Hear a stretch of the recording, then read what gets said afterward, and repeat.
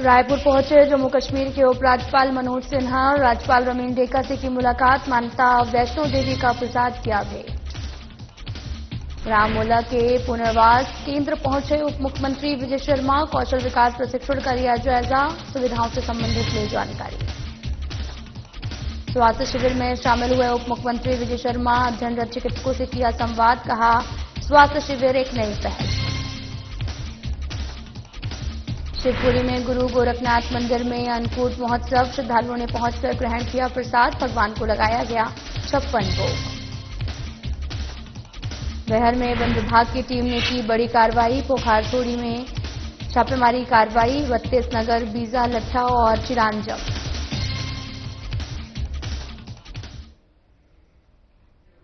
नमस्कार, मैं हूं आपके साथ अंकिता पाल। बुलेटिन की शुरुआत करते हैं। राज्यपाल रमीन डेका से छत्तीसगढ़ प्रवास पर आए जम्मू कश्मीर के उपराज्यपाल मनोज सिन्हा ने राजभवन रायपुर में सौजन्य भेंट की है।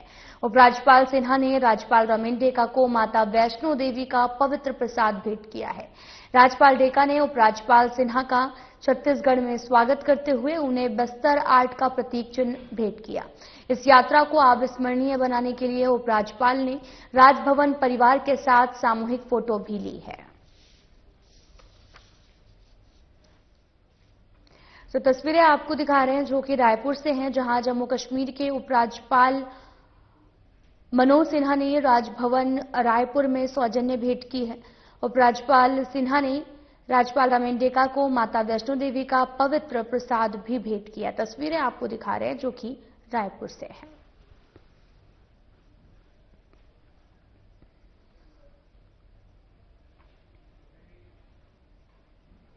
मुख्यमंत्री विशेष स्वास्थ्य सहायता योजना ने एक बार फिर से जशपुर जिले के बगीचा निवासी 48 साल के किसान गणेश राम यादव को नई जिंदगी दी है। आपको बताते चलें कि गणेश राम की दोनों किडनियां खराब हो चुकी थी। कई महीनों से डायलिसिस पर चल रहे गणेश राम की हालत लगातार बिगड़ती जा रही थी। इसी कठिन समय में उन्हें कुनकुरी सदन की हालत लगातार बिगड़ती जा रही थी। इसी कठिन समय में उन्हें कुनकुरी सदन के माध्यम से मुख्यमंत्री विशेष स्वास्थ्य सहायता योजना की जानकारी मिली है।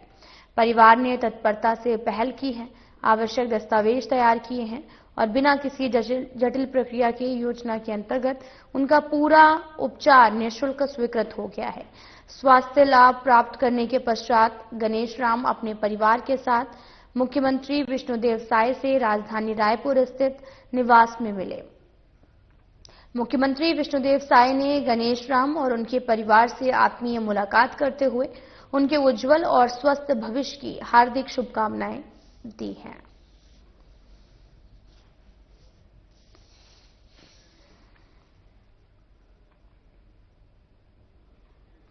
राज्यपाल रमीन डेका ने राजभवन में खैरगढ़, छुई खदान और साथ ही गडई जिले के गोंदग्राम सोनपुरी के उत्कृष्ट कार्य करने वाले विद्यार्थियों और लखपति दीदियों को सम्मानित किया है। राज्यपाल ने उन्हें अपने हाथों से प्रमाण पत्र दिया है।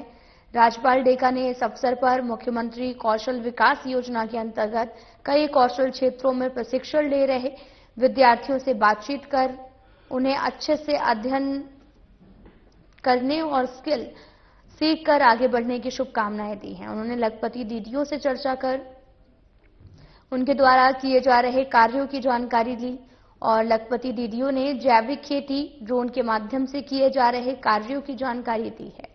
सम्मान समारोह में राज्यपाल के गोदग्राम सोनपुरी के विद्यार्थी खुशहाल वर्मा, कपिल वर्मा, टोप सिंह, पिमला वर्मा, खुशी, प्रिया वर्मा, पूजा, विनीता यादव को प्रमाण पत्र दिया गया है। साथ ही जैविक कृषि सखी राधा वर्मा, ड्रोन दीदी सावित्री साहू, स्वच्छग्राही गोदावरी और अनीता वर्मा को सम्मान प्रमाण पत्र दिया गया है।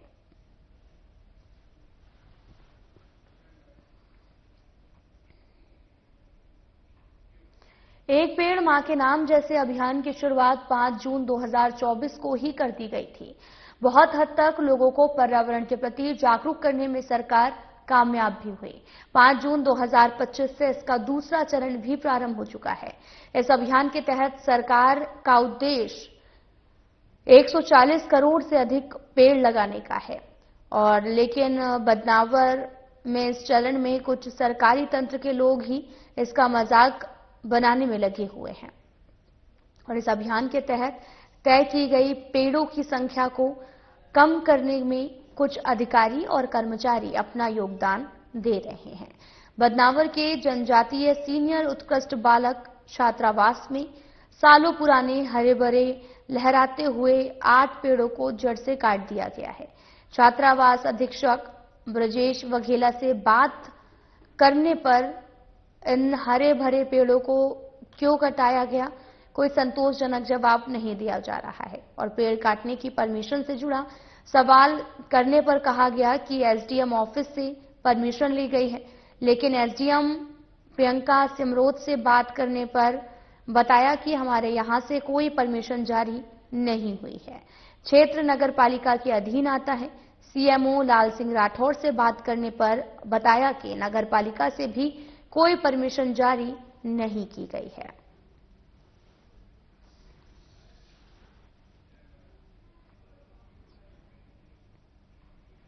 प्रदेश के उप मुख्यमंत्री और गृह मंत्री विजय शर्मा कांकेर जिले के भानु प्रतापपुर विकासखंड के सुदूर वनांचल में बसे ग्राम मुल्ला के पुनर्वास केंद्र में आकस्मिक प्रवास पर पहुंचे, जहां उन्होंने हथियार छोड़कर मुख्यधारा में लौटे युवाओं को दिए जा रहे कौशल विकास प्रशिक्षण का जायजा लिया है। और साथ ही आपको बताते चलें कि युवाओं से मुलाकात की, मूलभूत सुविधाओं की उपलब्धता के संबंध में जानकारी भी ली है और साथ ही उन्होंने अधिकारियों को उनकी सभी मूलभूत समस्याओं का विशेष ध्यान रखने के निर्देशित किया है। उप मुख्यमंत्री शर्मा ने युवाओं से संवाद करते हुए उन्हें प्रतिदिन कम से कम 2 व्यावसायिक पाठ्यक्रमों का प्रशिक्षण प्रदान करने के लिए निर्देशित किया। उन्होंने अधिकारियों को आधार कार्ड, आयुष्मान कार्ड भी बनवाने और स्वास्थ्य परीक्षण करवाने के निर्देश दिए।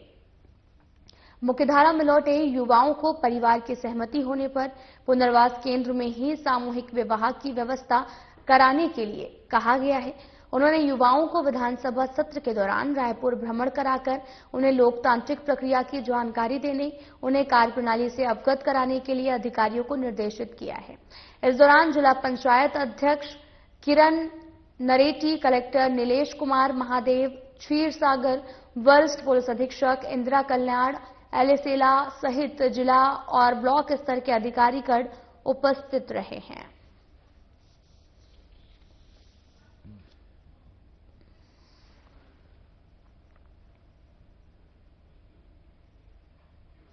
महाराजा अग्रसेन परमार्थ सेवा समिति द्वारा स्थानीय गुरु गोरखनाथ मंदिर परिसर में भव्य अन्नकूट महोत्सव का आयोजन किया गया है और साथ ही कार्यक्रम में बड़ी संख्या में श्रद्धालुओं ने पहुंचकर प्रसाद को ग्रहण किया है और गुरु गोरखनाथ के जयकारे यहां पर लगाए गए हैं। अन्नकूट के अवसर पर मंदिर को पुष्पों और झालरों से सजाया गया। साथ ही भगवान को 56 भोग का अर्पण कर विशेष पूजा अर्चना की गई है। समिति के पदाधिकारियों ने बताया कि ये आयोजन हर साल दीपावली के बाद आयोजित किया जाता है, जिसमें सामूहिक रूप से अन्नकूट का प्रसाद तैयार कर भक्तों में वितरित किया जाता है। कार्यक्रम में श्रद्धालुओं ने भक्ति गीतों का आनंद लिया। वातावरण गुरु भक्ति से गूंज उठा। समिति के सदस्यों ने बताया कि इस प्रकार के आयोजन से समाज में सेवा और एकता का संदेश प्रसारित होता है। अंत में सभी भक्तों को प्रसाद वितरित किया गया। सुख समृद्धि की कामना की गई है।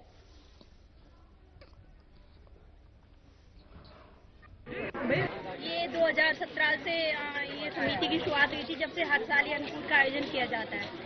इस वर्ष अन्नकूट में आयोजन में क्या खास रहा? इस बार आयोजन में ये खास रहा कि इस बार हमने गोरखनाथ मंदिर को चुना। वैसे हर बार हम लोग ये त्रिवेणी वाटिका में करते थे, पर इस बार एक अध्यात्म की तरफ और सबसे जुड़ने के लिए सबको यहाँ पर एकत्रित किया। कार्यक्रम में कितने श्रद्धालु शामिल हुए और किस प्रकार से व्यवस्थाएं की गयी? कार्यक्रम में 400-500 लोग शामिल हुए हैं और बहुत शानदार व्यवस्था हुई है। आयोजन का मुख्य उद्देश्य क्या था? धार्मिक भावना, सामाजिक एकता, सेवा भावना। आयोजन का मुख्य उद्देश्य तो धार्मिक भावना ही है और सामाजिक भावना भी है। और वैसे भी परमार्थ समिति का हमारा उद्देश्य यही होता है कि हम ज्यादा से ज्यादा परमार्थ करें, सेवा करें सेवा भाव। इस आयोजन से समाज को क्या संदेश देना चाहते हैं आप? इस आयोजन से सबको यही कहना चाहते हैं कि ऐसे आयोजन होते रहना चाहिए, जिसमें सभी लोग एकजुट होकर अच्छे से सब लोग एक दिन मना सकें खुशी से। पिछले 5-6 वर्षों से लगातार अन्नकूट का आयोजन चला आ रहा है। दीपावली के पश्चात सभी लोगों के सहयोग से इसका आयोजन किया जाता है। सभी समिति के सदस्य, समाज के सदस्य इसमें सहभागिता देते हैं अपनी और प्रसाद का आनंद लेते हैं। इस वर्ष अन्नकूट के आयोजन में क्या खास रहा? इस बार अन्नकूट के आयोजन में खास ये रहा कि हम एक मैरिज हॉल में अन्नकूट करते थे जी, लेकिन इस बार हमने ये शिवपुरी शहर के पावन स्थान है श्री गोरखनाथ मंदिर, जो कि शिवपुरी में अति प्राचीन मंदिर है, करीब 1600 साल पुराना मंदिर है। अभी कुछ दिन पहले यहाँ भागवत जी हुई थी। इस स्थान पे हमने इस बार हमारी पूरी समिति को सपरिवार बुलाकर अन्नकूट का आयोजन रखा है। कार्यक्रम में कितने श्रद्धालु शामिल हुए और किस प्रकार की व्यवस्थाएं की गई? व्यवस्थाएं तो आप देख रहे हो, आपने अपने कैमरे के द्वारा भी दिखाया है कि टेबल कुर्सी लगी है, सब लोग प्रेम से भोजन प्रसादी का आनंद पा रहे हैं और करीब 1000 से 1200 आदमी हमारे इस भंडारे में शामिल होते हैं। आयोजन का मुख्य उद्देश्य क्या था? धार्मिक भावना, सामूहिक एकता या सेवा भावना? लोगों की समाज सेवा की भावनाओं को लेकर हम हमारी समिति को चलाते हैं, लेकिन इस बार एक धार्मिक सेवा का हमने क्या है कि शिवपुरी के 80% लोगों को इस मंदिर के बारे में नहीं मालूम। इस चक्कर में हमने अन्नकूट भी यही रखा, बाबा की कृपा से कि लोग इस मंदिर से जुड़े, आए और बाबा की सेवा करें। इस आयोजन से समाज को क्या संदेश देना चाहते हैं? समाज में एकता का भाव रहे, सभी भाईचारे से रहे, सभी मिलजुल कर।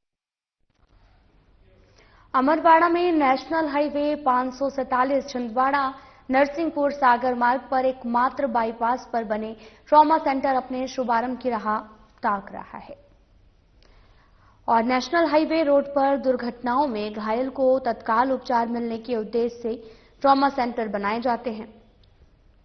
लेकिन ये ट्रॉमा सेंटर केवल नाम मात्र का ही है। जब से नेशनल हाईवे छिंदवाड़ा नरसिंहपुर बना है तभी ट्रॉमा सेंटर का निर्माण हुआ था, लेकिन अभी तक इसका शुभारंभ नहीं किया गया है और ना ही कोई मशीन है, ना ही कोई डॉक्टरों की व्यवस्था की गई है। उचित इलाज के अभाव से कई बार एक्सीडेंट में घायल लोगों की मौत भी हो जाती है। ट्रॉमा सेंटर के सामने ट्रक और बोरिंग मशीन पार्क की जा रही है, जिसकी आड़ लेकर कई संदिग्ध गतिविधियों को अंजाम भी दिया जा रहा और सूत्र बताते हैं कि यहां पर चोरी की बाइक रखी जाती है, फिर स्थिति देखते हुए यहां से चोरी की बाइक ले जाते हैं और प्रेमी युगल बैठकर यहां संदिग्ध गतिविधियों को अंजाम देते हैं और ट्रॉमा सेंटर के अंदर कोई आपत्तिजनक वस्तुएं भी देखने को मिली हैं। नेशनल हाईवे पर स्थित लाखों की लागत का ट्रॉमा सेंटर नशेड़ियों और आवारा असामाजिक तत्व प्रेमी युगलों का अड्डा बन गया है।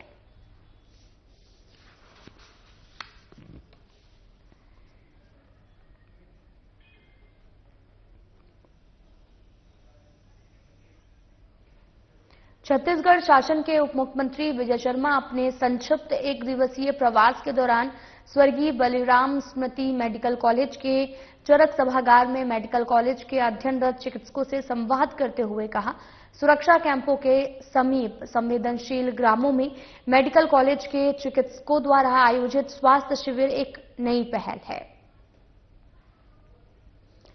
और साथ ही जो चिकित्सकों को बस्तर क्षेत्र की जनता से जुड़ने के साथ एक अनोखा अनुभव प्राप्त करने का अवसर भी है।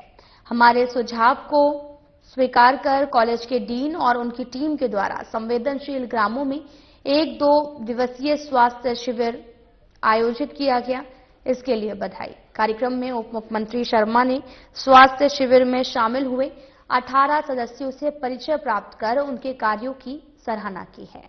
साथ ही कॉलेज में अध्ययनरत बस्तर संभाग के चिकित्सकों से भी उनके जिले की जानकारी के साथ परिचय प्राप्त किया गया।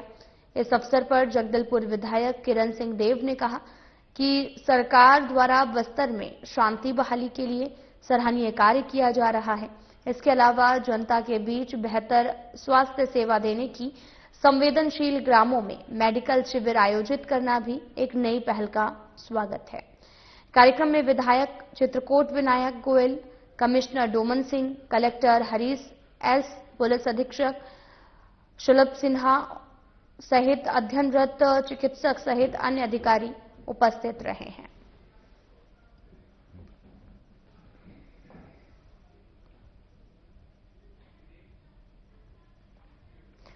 मुख्य वन संरक्षक गौरव चौधरी के निर्देशन में उड़नदस्ता दल प्रभारी अजय चौरे के मार्गदर्शन में उड़नदस्ता दल बालाघाट के कर्मचारी राजेंद्र कुमार मणामे द्वारा पश्चिम बहर के ग्राम पोंगार झोड़ी में एक छापेमारी कार्रवाई की गई है। मनोज बल्द अमर सिंह के घर से अवैध रूप से रखी गई बीजा लट्ठा और चिरान जब्त किया गया है। और आपको ये भी बताते चलें कि उड़नदस्ता दल वन वृत्त बालाघाट को मुखबिर द्वारा सूचना प्राप्त हुई कि पश्चिमी बहर के अंतर्गत ग्राम पोगार झोड़ी निवासी मनोज बल्द अमर सिंह के घर पर अवैध रूप से बीजा लट्ठा एवं चिरान रखे होने की सूचना प्राप्त हुई है। इस पर उड़नदस्ता दल द्वारा त्वरित कार्रवाई करते हुए सर्च वारंट प्राप्त कर पश्चिमी बहर परिक्षेत्र के स्थानीय अमले को साथ में रखकर संबंधित व्यक्ति के यहां पर सर्च वारंट के अंतर्गत कार्रवाई की गई, जहां तलाशी उपरांत बीजा प्रजाति के कुल 32 नग लट्ठा एवं चिरान पाई गई है।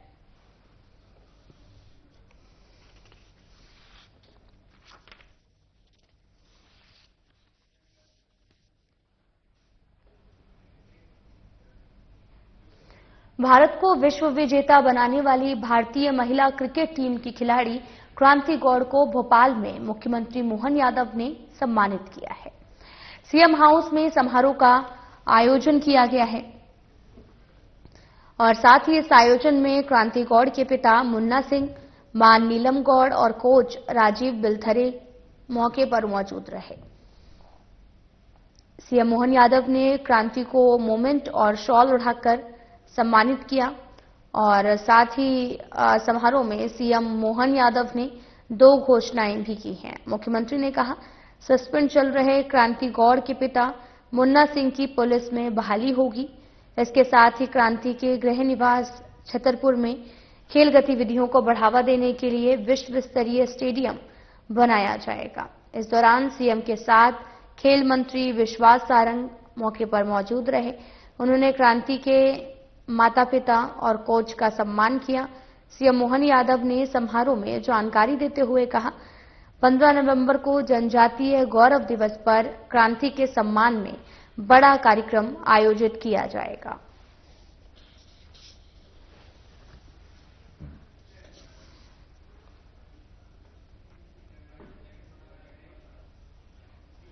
मुख्यमंत्री आपको बताते चले कि मुख्यमंत्री डॉक्टर मोहन यादव को कुशाभाऊ ठाकरे कन्वेंशन सेंटर में वन एवं लोक स्वास्थ्य चिकित्सक शिक्षा विभाग के कुल 877 अधिकारी कर्मचारियों को नियुक्ति और पदस्थापना आदेश प्रदान किए गए हैं। इनमें से वन विभाग के 543 नवनियुक्त शासकीय सेवक और लोक स्वास्थ्य और चिकित्सक शिक्षा विभाग के 334 नवनियुक्त शासकीय सेवक शामिल रहे। लोक स्वास्थ्य और चिकित्सक शिक्षा विभाग में मध्य प्रदेश लोक सेवा आयोग भर्ती परीक्षा वर्ष 2024-25 में से चयनित 75 निश्चेतना विशेषज्ञ, 62 सर्जरी विशेषज्ञ, 106 शिशु रोग विशेषज्ञ, 91 नर्सिंग ऑफिसर को नियुक्त किया गया है। और आपको ये भी बताते चलें कि चयनित किया गया, जिसमें से नियुक्ति के आदेश जारी किए गए हैं। वन विभाग में मध्य प्रदेश कर्मचारी चयन मंडल भोपाल द्वारा आयोजित वन रक्षक भर्ती परीक्षा वर्ष 2022-23 में चयनित 467 नवनियुक्त वन रक्षक, जिन्होंने वन प्रशिक्षण विद्यालयों में वानिकी प्रशिक्षण पूरा कर लिया है, उनको पदस्थापना आदेश दिया गया है। साथ ही मध्य प्रदेश लोक सेवा आयोग द्वारा आयोजित वन क्षेत्रपाल भर्ती परीक्षा वर्ष 2020-21 से चयनित 76 वन क्षेत्रपाल को भी पदस्थापना आदेश प्रदान किए गए। इन्होंने देश के कई प्रशिक्षण अकादमियों में 18 महीने का प्रशिक्षण पूरा किया है।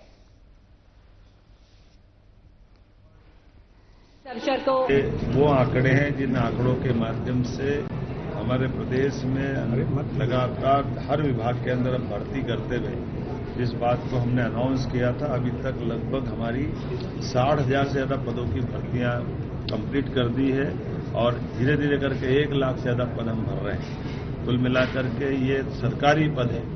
ये उनको जवाब है जो कहते हैं कि रोजगार कितने लोगों को दिया है।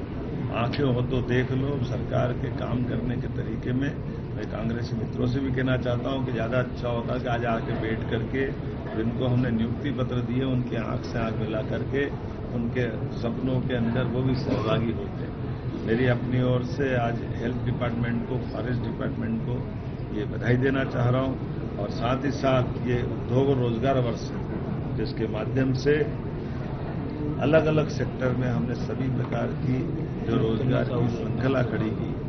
लगभग 6 लाख से ज्यादा 6 लाख करोड़ से ज्यादा के भूमि पूजन लोकार्पण कंप्लीट करते हैं।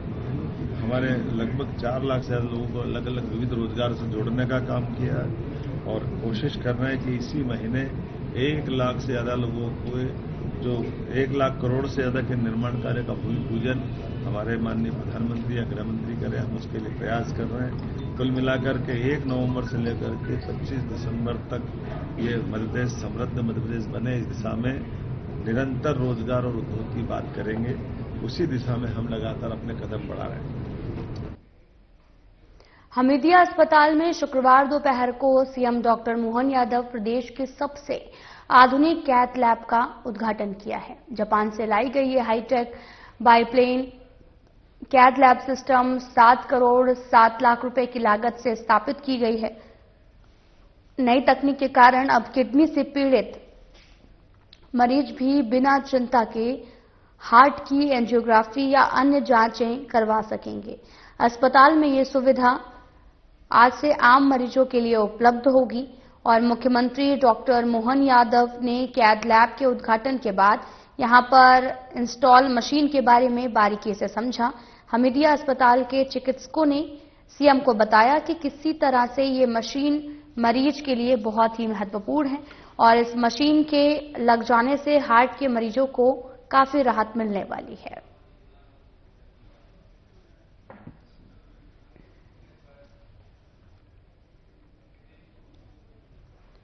तो वहीं उप मुख्यमंत्री अरुण साव ने ओडिशा के नुआपाड़ा उपचुनाव में बीजेपी के जनप्रिय प्रत्याशी जय ढोकलिया के समर्थन में ग्राम बूढ़ीपाली, डूमरपाली और परसकोल में चुनावी जनसभा को संबोधित किया। उन्होंने नुआपाड़ा के विकास और तरक्की के लिए क्षेत्र की सम्मानित जनता से बीजेपी उम्मीदवार को भारी मतों से जिताने का आग्रह भी किया है। उप मुख्यमंत्री साहब ने कहा कि ओडिशा की जनता डबल इंजन सरकार के काम से संतुष्ट है।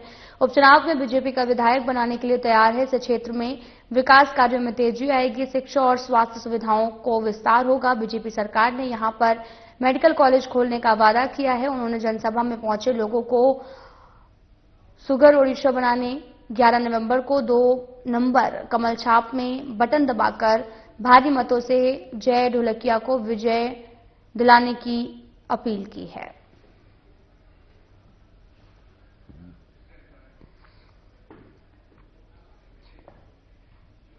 राष्ट्रगीत वंदे मातरम के 150 साल पूरे होने के अवसर पर भारतीय जनता पार्टी जिला कार्यालय में सामूहिक वंदे मातरम गायन का आयोजन किया गया है, जिसमें विशेष रूप से कैबिनेट मंत्री विजय कश्यप, आपको बताते चले कि कैबिनेट मंत्री केदार कश्यप शामिल हुए हैं और इस मौके पर मंत्री केदार कश्यप ने कहा कि वंदे मातरम सिर्फ गीत नहीं है, भारत की आत्मा और राष्ट्र भाव का शाश्वत मंत्र है। बीजेपी जिला कार्यालय में आयोजित सामूहिक वंदे मातरम गायन में जिले भर के कार्यकर्ता सहभागी बने हैं। मंत्री कश्यप ने कहा कि स्वतंत्रता संग्राम से लेकर आज तक वंदे मातरम ने देशवासियों में राष्ट्रभक्ति, आत्मसम्मान और मातृभूमि के प्रति समर्पण की अद्भुत चेतना जगाई है। बंकिम चंद्र चट्टोपाध्याय की ये अमर रचना स्वतंत्रता संग्राम के हर चरण में राष्ट्र प्रेम, आत्मबल, जन जागरण की प्रेरणा बनी।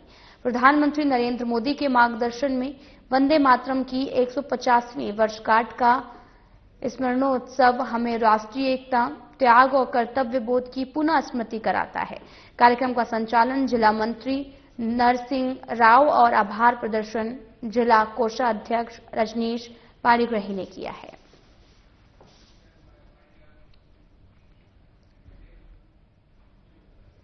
फिलहाल बुलेटिन में इतना ही। नमस्कार।